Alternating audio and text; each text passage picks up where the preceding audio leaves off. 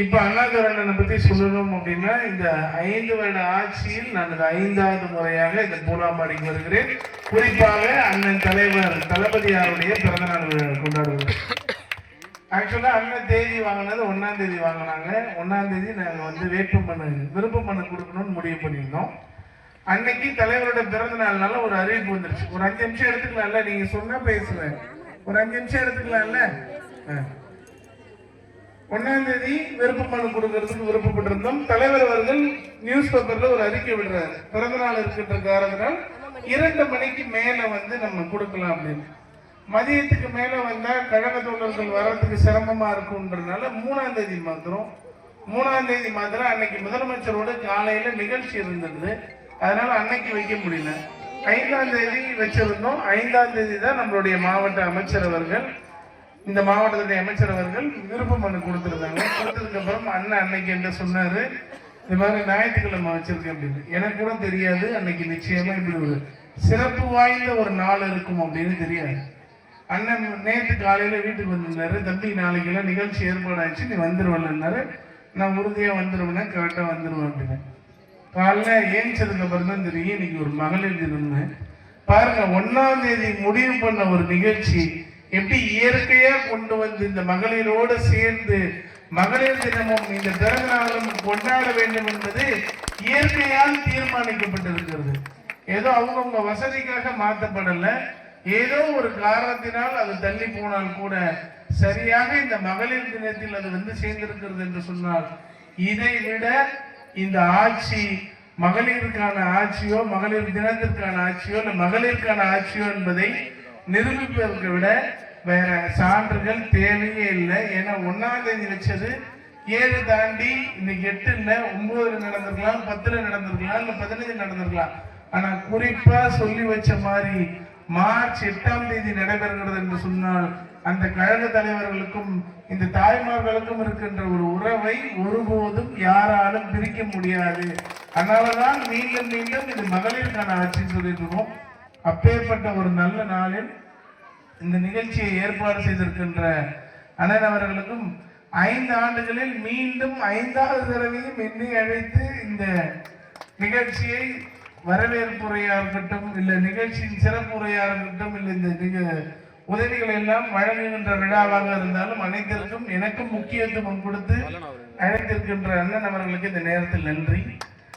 அதுக்கு அடுத்தது நான் ஒருவரை பற்றி பேச வேண்டும் என்று சொன்னால், உதயாண்ணன் அப்படின்னா எல்லாருக்குமே பிடிக்கும். ஆனால் ஏன் உதயாண்ணனை பிடிக்கும் நீங்க எத்தனை பேருக்கு தெரியும்னு எனக்கு தெரியாது. ஆனால் இன்னைக்கு சொல்ல வேண்டிய கடமை இருக்கிறது, அதுக்கான முக்கியத்துவம் இருக்கிறது.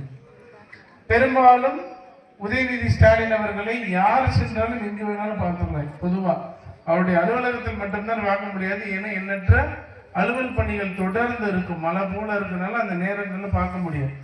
ஆனால் குறிப்பா வெளியில வர நேரங்கள்ல நீங்க துணை முதலமைச்சரை ரொம்ப எளிதா பார்க்கலாம். இப்போ ஒரு மாவட்டத்துக்கு வருகை தராங்கன்னா ஏதாவது ஒரு இடத்துல தாய்மார்களோ இல்ல குழந்தைங்களோ தனியா நின்னாங்கன்னா கண்டிப்பா அந்த வண்டி எவ்வளவு ஸ்பீட்ல போனாலும் அந்த வண்டி நின்று பதில் சொல்லும்.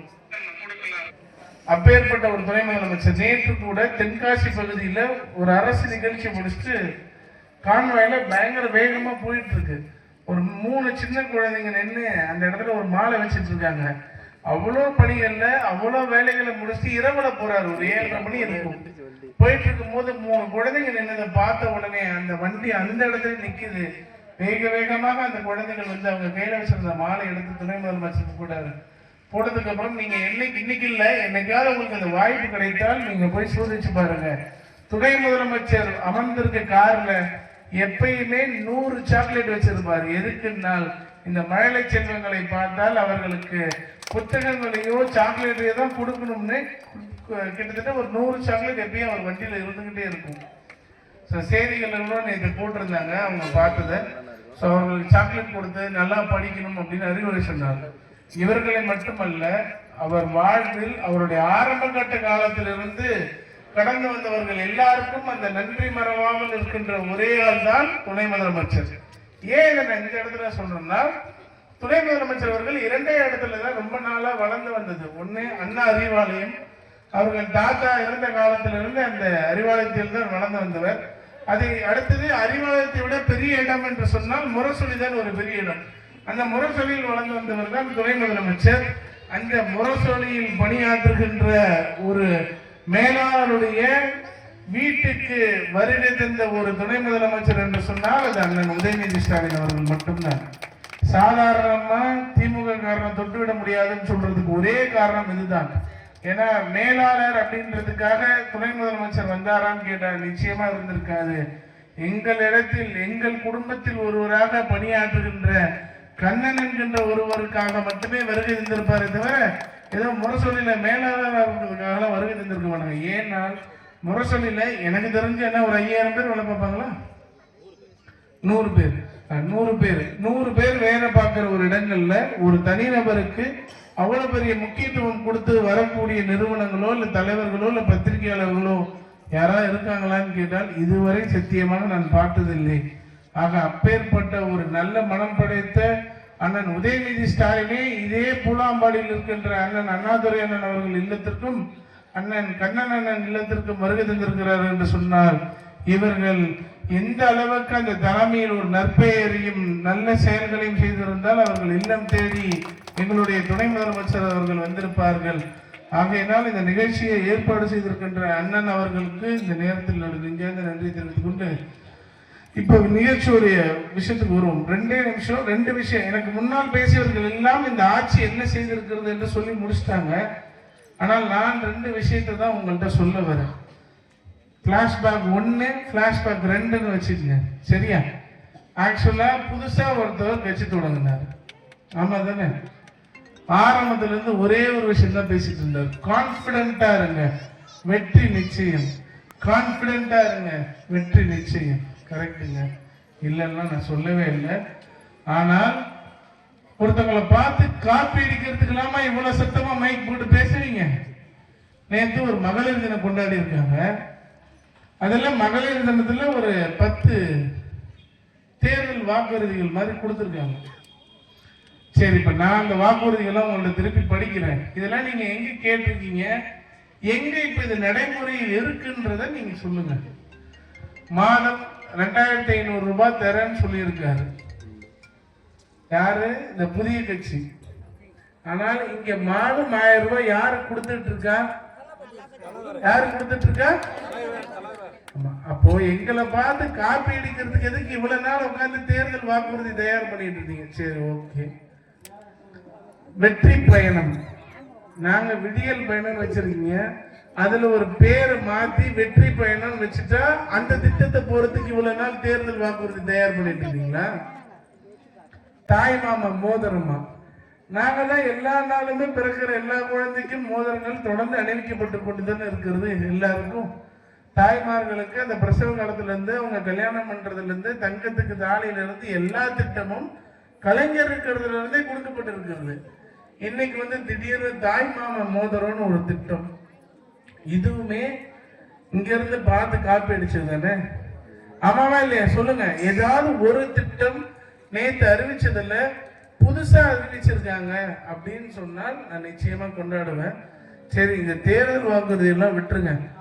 நம்ம சராசரியா மனிதனுடைய வாழ்க்கையில் நாமெல்லாம் ஒரு சாதாரண ஆள். அதை நம்புறீங்களா? எல்லாருமே சாதாரண ஆள் தானே. நான் இப்போ ஒன்று கேட்கிறேன், உங்களுக்கு மிகப்பெரிய விரோதியாகவே இருந்தால் கூட ஒருத்தவங்க கஷ்டத்துல இருந்தா அவங்கள போய் ஏன் கஷ்டத்துல இருக்கீங்க, கவலைப்படாதீங்க நம்ம சொல்லுவோமா இல்லையா? சொல்லுவோமா இல்லையா?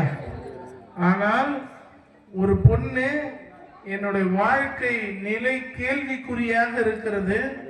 2021 இருந்து நான் ரொம்ப மன உளைச்சல்ல இருக்கேன், என்னுடைய இல்லற வாழ்க்கை முழுவதுமாக பாதிக்கப்பட்டிருக்கிறதுன்னு சொல்லி செங்கல்பட்டுல ஒரு நீதிமன்றத்துல விவாகரத்து வழக்கு தொடர்றாங்க. ஆனால் அந்த பெண்ணுக்கு சம்பந்தப்பட்ட கணவர் என்ன சொல்றாரு, அவ்வளவு ஒர்த்தெல்லாம் இல்லையா. எப்படி 27 வருஷம் வாழ்ந்து ஒரு பொண்ணும் ஒரு பையனும் தோளுக்கு மேல வளர்ந்ததுக்கு அப்புறம் என்ன சொல்றாரு, அவ்வளவு வருத்தெல்லாம் அந்த பொண்ணு இல்ல, அதுக்கெல்லாம் வருத்தப்படாதீங்க. சரி, இதெல்லாம் விடுங்க. அவங்க ஒரு பெரிய ஸ்டாரு, அவர் எடுத்த டைரக்டா சிஎம் சீட்டுக்கு வரக்கூடியவர், அதனால அவர் அப்படித்தான் நினைப்பாரு. ஆனால் நான் சராசரி மனிதர்னு சொன்னது நம்மளை சொன்னல. ஏனால் அவர் மேடையில சொல்றாரு அந்த பொண்ணு அவளெல்லாம் ஒருத்தலன்னு. அப்ப ஒரு பெண்ணோடைய தாலி அறுவதற்கு நீங்கள் எல்லாம் கீழே கொண்டாடுறீங்களே, உங்களுடைய மனப்பான்மையும் உங்களோட மனப்போக்கும் எப்படி இருக்குன்னு கொஞ்சமா சிந்திக்கணும்ல. நம்ம கூட இப்ப நான் கேட்கிறேன், அந்த நிகழ்ச்சியில் கலந்து கொண்ட அனைத்து சகோதரிகளையும் நான் கேட்கிறேன், உங்க வீட்டுல ஒருவேளை ஒரு பொண்ணோ அக்காவோ தங்கச்சியோ யாரோ ஒருவருக்கு இந்த மாதிரி வாழ்க்கை விவாகரத்து ஆகுதுன்னு சொன்னா ஒரு அரங்கத்துக்குள்ள போட்டு கை தட்டி துண்டை சுத்தி சத்தம் போடுவீங்களா? நீங்களா போட முடியுமா? அப்ப ஒரு பொண்ணு சமூகத்துல எனக்கு இப்படி ஒரு அநீதி ஏற்பட்டிருக்குது என்று சொல்லுகின்ற போது கூட எவனோட வாழ்க்கையோ எப்படியோ போனா எனக்கு என்னன்னு சொல்லிட்டு அதை முற்றிலும் கொண்டாடும் விதமாக நேற்று மகளிர் தினம் கொண்டாடல, தன்னுடைய மனைவிக்கு ஒரு எதிர்ப்பை தெரிவிக்கின்ற ஒரு தினமாக கொண்டாடுவதற்காக ஒரு நிகழ்ச்சியை ஏற்பாடு செய்துவிட்டு அதுல மகளிர் தினத்திற்காக 10 தேர்தல் வாக்குறுதிகளை நீங்க சொல்றீங்க. நான் உண்மையிலே சொல்றேன், இந்த உலகத்தில் யாரோடு வேணாலும் போட்டி போட்டு ஜெயிச்சிடலாம், ஆனா ஒரு பெண்ணோடு போட்டி போட்டு ஜெயிச்சதான் சிறந்தது எவனுக்கும் சிறந்தது கிடையாது. சூப்பர் ஸ்டார் அவர்கள் மிக அழகாக சொல்லியிருப்பார், வாழ்க்கையில ஒரு ஆண் ஜெயிக்கணும்னா முதல்ல பெண்ணுகிட்ட தோத்து போ, அதுல குறிப்பா பொண்டாட்டிகிட்ட தோத்து போன்னு நான் சொல்லுகிறேன். இந்த புதிய கட்சி தொடங்கி இருக்கவரே, உங்கள் மனைவிக்கு எதிராக நீங்க நிக்கணும் என்று நினைத்தால் அந்த கணமே உங்களுடைய தோல்வி நிர்ணயிக்கப்பட்டிருக்கிறது. ஒரு பெண்ணுக்கான நீதியை நிச்சயமாக பெற்று தருவதற்காக இங்க இருக்குகின்ற சகோதரிகள் நிச்சயமாக அதற்கு குரல் கொடுப்பார்கள். ஏனென்று சொன்னால் ஏன் இவ்வளவு பெரிய பிரச்சனை திடீர்னு வந்துச்சுன்னா அதுக்கு திமுக காரணம். ஏன் உனக்கும் மனைவிக்கும் விவாகரத்து ஆகிறதுக்கெல்லாம் திமுக காரணம்னு என்ன அர்த்தம்? இதை யார் சொல்றாங்கன்னா அந்த கட்சியோட தொண்டர்கள் சொல்றாங்க. கொஞ்சம் கூட மூளை இருக்கா இல்லையானே எனக்கு கொஞ்சம் தெரியலங்க. இருக்கலாம், ஓரளவுக்கு இருக்கலாம், கொஞ்சம் கூட அளவே இல்லாம முட்டு கொடுத்தா என்ன பண்றது? அங்க வேற ஒரு அக்கா சிரிச்சுக்கிட்டே இருக்காங்க. சரி ரைட்டு, இன்னும் போட்டு சொல்லிட்டு இருக்காங்க. ஏன் நான் சொல்றேன் அப்படின்னா, அவர் ஒரு திருமண நிகழ்ச்சிக்கு வந்தாரு. ஏஜிஎஸ் அப்படின்ற ஒரு மிகப்பெரிய தயாரிப்பு நிறுவனத்துடைய திருமணத்துக்கு வரும்போதுதான் இந்த நிகழ்ச்சி நடக்குது. வரும்போது சாதாரணமா வரல, கிறிஸ்தாவோட வந்தாரு. அதனாலதான் பிரச்சனை. கிறிஸ்தாவோட வந்த உடனே பிரச்சனை வந்தா அதுக்கு திமுக காரணம்னா, முதல்ல ஒரு மனிதன் எவ்வளவு பெரிய வெற்றிக்கு போனாலும் கொண்டாடக்கூடியவர்கள் மனைவி, மகன், மகள், அம்மா, அப்பா தான் இல்லையா? ஏன்னா நமக்கு 1000 ரசிகர்கள் இருக்கலாம், 1000 தொண்டர்கள் இருக்கலாம், 1000 சொத்துக்கள் இருக்கலாம், 1000 வசதிகள் இருக்கலாம். ஆனால் நாம கூட இருக்கக்கூடிய குடும்பத்தை சந்தோஷமா வச்சுக்க முடியலனால் இந்த பேர், புகழ், பணம், அந்தஸ்து இது எல்லாம் ஒன்னுத்துக்கும் புரோஜனம் இல்லாதது. அப்போ தன்னுடைய தொண்டர்களை வைத்துக் கொண்டு ஒரு ஆட்சியை பிடிக்கணும்ன்ற தலைவர் தன்னுடைய மனைவியும் தன்னுடைய பிள்ளைகளையும் இன்னைக்கு அனாதையாக்கிட்டு ஒரு சபையில வந்து நான் தலைவர் ஆவேன்னு சொன்னால் நாளைக்கு உங்களை எல்லாம் ஒரு செகண்ட்ல விட்டுற மாட்டாரு. என்ன அர்த்தம் இருக்கா இல்லையா? 27 வருஷம் பயணம் செய்த மனைவியையும் பெற்ற பிள்ளைகளையும் உதறி தள்ளிட்டு ஒர்த்தேன்னு சொல்ல தெரிஞ்சவருக்கு நாளைக்கு சிஎம் சீட்ல உட்கார்ந்த உடனே நீங்களாம் யாரும் தேவையில்லைன்னு சொல்றதுக்கு எவ்வளவு நேரம் ஆக போகுது? அதனால ஒரே ஒரு விஷயத்தை மட்டும் நான் சொல்லி நிறைவு செய்கிறேன். யார் எவ்வளவு பெரிய இடத்துக்கு போனாலும் நாளைக்கு தோற்று போய் வரும்போது ஆறுதல் சொல்வதற்கு அம்மாவோ அப்பாவோ மனைவியோ பிள்ளைங்களால் மட்டுமே இருக்க முடியுமே தவிர இன்னைக்கு தொண்டர்களாக அங்கே கட்டி கொண்டு இருக்கின்றவர்கள் யாரும் ஒருபோதும் உங்கள் வீட்டு வாசலை கூட எட்டி பார்க்க மாட்டாங்க. ஞாபகம் வச்சுக்கேன். ஆக இந்த புதிதாக கட்சி தொடங்கி இருவருக்கு நான் இந்த நேரத்தில் இந்த மகளிர் தினத்தில் ஒரு கோரிக்கையாக வைக்கின்றேன். என்ன கருத்து வேறுபாடுகள் இருந்தாலும் அவர்களிடத்தில் இறங்கி போய் மன்னிப்பு கேட்டு மீண்டும் நீங்கள் செய்த தவறினை சரி செய்து கொள்ளவில்லை என்று சொன்னால் நிச்சயமாக உங்களுக்கு பலத்த ஒரு பதிலடியை இந்த 2026 தேர்தலும் சரி பொதுமக்களும் சரி வழங்க போகிறார்கள். இந்த மகளிர் தினத்தில் இந்த ஒரு கருத்தை மட்டுமே தான் உங்களிடத்தில் சொல்ல வந்தேன். ஒரு தலைவன் இந்த நாட்டை ஆள வேண்டும் என்று சொன்னால் அந்த தலைவன் முதலில் தன் குடும்பத்திற்கு நல்ல குடும்ப தலைவனாக இருக்க வேண்டும், பின்புதான் நாட்டினுடைய தலைவனாக இருக்க முடியும். ஆக இந்த நல்ல நாளில் இந்த நிகழ்ச்சி எல்லாம் ஏற்பாடு செய்து இவ்வளவு நேரம் நாங்கள் எங்களுக்கு அனைவருக்காகவும் காத்திருந்த தாய்மார்கள் உங்கள் அனைவருக்கும் எங்களுடைய பெரிய பெரிய நன்றிகளையும் வாழ்த்துக்களையும் பாராட்டுகளையும் கூறி ஒன்னே ஒன்று சொல்லி நிறைவு செய்கிறேன். தளபதி அவர்கள் இந்த 5 வருட ஆட்சியில் மட்டுமே இவ்வளவு சாதனைகள் செய்திருக்கிறார் என்று சொன்னால் 2.0 ஆட்சி எப்படி இருக்கும்னு கொஞ்சம் யோசிச்சு பாருங்க. நிச்சயமா சொல்றேன், இப்ப இருக்கிறத விட இன்னும் 100 மடங்கு மேலே தான் தமிழ்நாடு ஓங்கி போகுமே தவிர ஒருபோதும் யாருக்கும் அண்டி பிழைக்கின்ற காலம் வரவே வராது. 10 வருஷம் அண்டி பிழைச்ச போறவங்களாம் இன்னைக்கு வந்து பேசிட்டு இருக்காங்க திமுக வராதுன்னு. இன்னொருத்தர் சொல்றாரு திமுக 2வது முறையாக வந்ததா சரித்திரமே இல்லை. நிறைய பார்த்தாச்சு, ராஜாவை பார்த்தாச்சு, எடப்பாடியை பார்த்தாச்சு, பிஜேபியை பார்த்தாச்சு, மோடியை பார்த்தாச்சு, அமித்ஷா பார்த்தாச்சு, லட்சக்கணக்கான தலைவர் பார்த்தாச்சு. ஒருத்தர் கட்டிக்கிட்டே இருப்பாரு, அவரையும் சேர்த்து பார்த்தாச்சு.